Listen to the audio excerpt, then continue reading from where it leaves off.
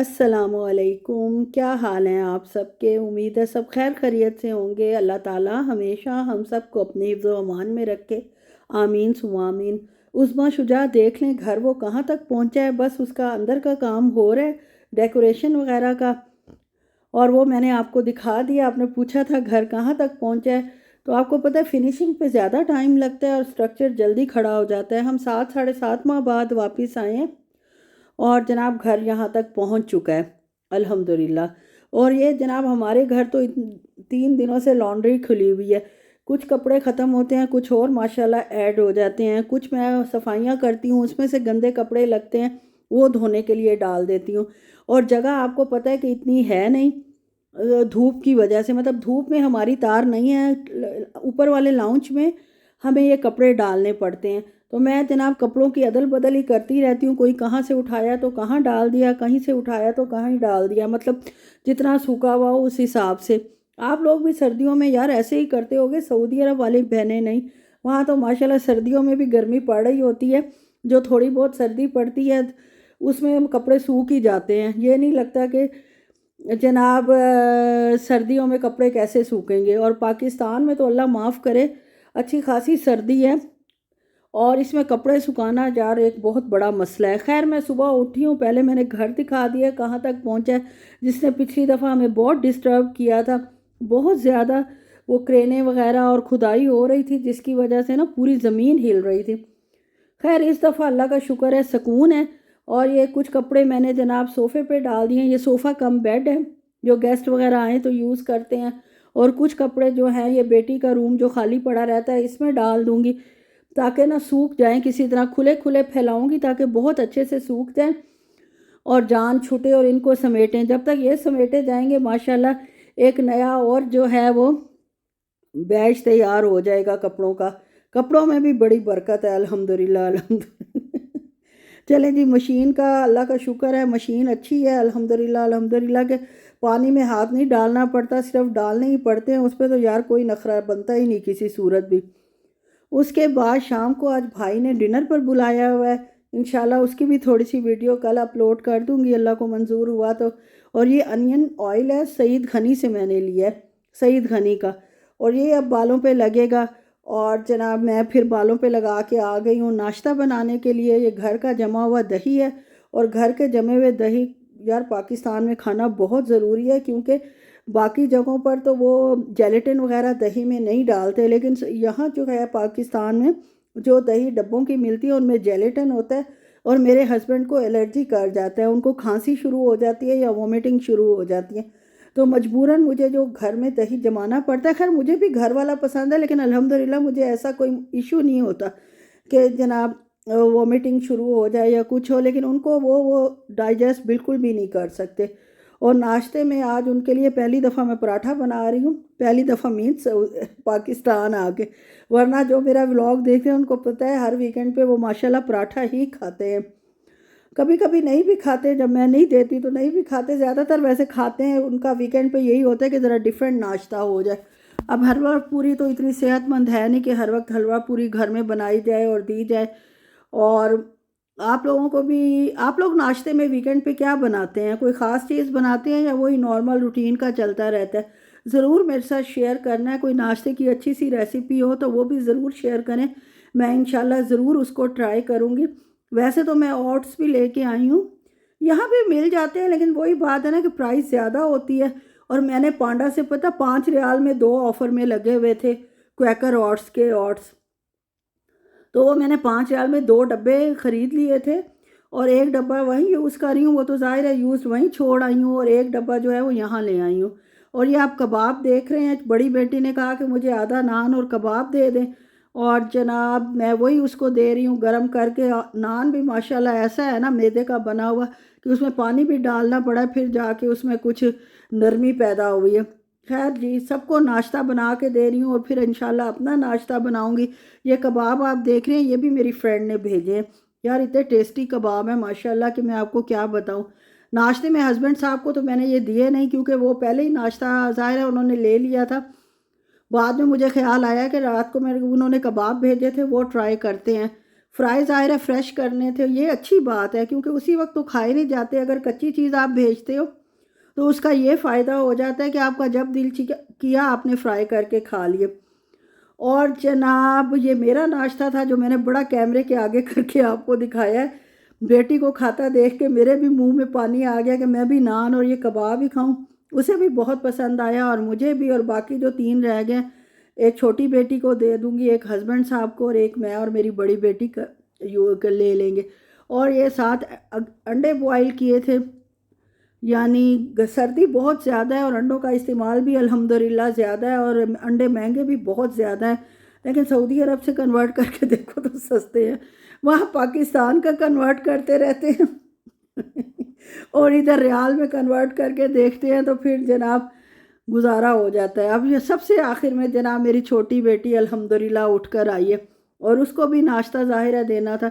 कल मेरी भाभी आई थी लाहौर से, खैर आई तो बेचारी मजबूरी में थी, उनके किसी बहनोई का ऑपरेशन हुआ था, ओपन हार्ट सर्जरी, तो जाहिर है सबसे मिल के फिर जाती हैं।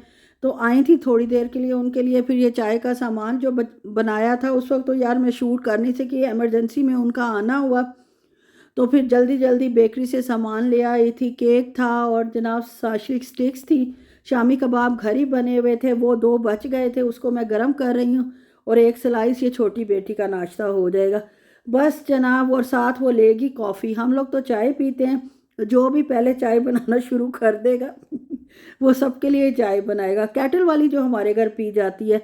शाम को बॉइल्ड टी पी लेते हैं, ख़ास तौर पे पाकिस्तान में इस फ्रेश दूध की। और वैसे जो है ज़्यादातर जो है हम लोग कैटल वाली आपको पता है पीते हैं। ये उसकी जनाब मैं कॉफ़ी बना रही हूँ, हॉट कॉफ़ी बन रही है। ये जनाब नेस्कैफ़े की गोल्डन है, क्या इसको कहते हैं, क्लासिक है कि क्या है, क्लासिक तो नहीं है। और ये जनाब बेटी जो है मेरी वो बर्तन साथ साथ धो देती है, अल्लाह उसको अल्लाह अल्लाह उसकी भला करे। और वैसे तो सुबह के बर्तन और सुबह का किचन साफ़ करना मुझे ज़ाती तौर पर ख़ुद बहुत पसंद है। मैं अपने हिसाब से सुबह के वक्त अच्छी तरह सेट कर देती हूँ तो सारा दिन अच्छा गुजर जाता है। लेकिन फिर वो तो वो है ना, उसने माशाल्लाह सारे बर्तन भी धो दिए। और फीडर वगैरह तो खैर हमसे धुलवाती नहीं है, ना हमें धोने आते हैं। जब मैंने धोए हैं तो उसको पसंद भी नहीं आया कि अम्मा ये आपने कैसे धोए हैं। खैर जनाब मैंने कहा खुद धो, अल्लाह तुम्हें सलामत रखे, तुम अपने फीडर खुद ही दो। और ये जनाब मेरी भाभी तहजीब से लाई थी, ये बड़ा अच्छा उन्होंने एक गिफ्ट पैक सा इंट्रोड्यूस कराया है। इसमें 2 मीठे पफ्स हैं और 2 नमकीन पफ्स हैं और ये स्टिक्स हैं, साथ पफ पेस्ट्री की बनी हुई हैं। और ये मुझे खैर बहुत अच्छा लगा है, आइडिया भी अच्छा है और तरीका भी अच्छा है। आजकल केक मिठाई वगैरह तो इतनी घरों में खाई नहीं जाती, तो उन्होंने ये पफ पेस्ट्री के ये 4 किस्म के बिस्किट शेप में बना के पैक बना दिया अच्छा सा खूबसूरत सा।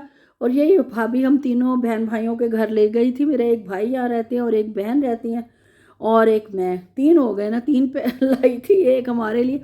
तो मुझे ये बहुत अच्छा लगा। अभी खैर टेस्ट नहीं किया, करेंगे किसी वक्त टेस्ट इंशाल्लाह चाय के साथ शाम को, अल्लाह खैर रखे। और यहाँ तो अल्हम्दुलिल्लाह आना जाना भी अच्छा खासा होता है, तो किसी चीज़ का कोई मसला तो होता नहीं। जो सऊदी अरब में मुझे परेशानी लगी रहती है कि चीज़ें कैसे ख़त्म हो कैसे ख़त्म हो। और जनाब दही जो मैंने जमाई थी वो देख लें थोड़ी सी रह गई, और जब भी थोड़ी चीज़ रह जाती है उसे छोटे बर्तन में ट्रांसफ़र करना मेरा सबसे पहला फ़र्ज़ है, क्योंकि मुझे चीज़ उतनी ही अच्छी उसी चीज़ में अच्छी लगती है जितनी उसकी क्वांटिटी हो।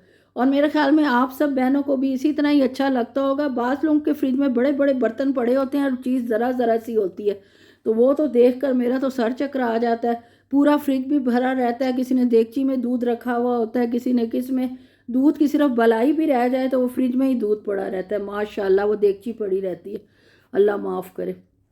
खैर बात नहीं करनी चाहिए, हर बंदे का अपना स्टाइल होता है, किसी को भी कुछ कहने का नहीं। मकसद ये है कि मेरे मिजाज से मैच नहीं करती इसलिए मैंने बात की है, वरना हर किसी का यार अपना घर है, अपना हिसाब किताब है, सब ने अपने तरीके से रहना है और जिस तरह कोई कंफर्टेबल फील करता है वो उसी तरह रहता है। हमने तो सिर्फ वो बात करनी है जो जिससे मैं कंफर्टेबल रहती हूँ। बालाई उतार के जमा कर लेती हूँ।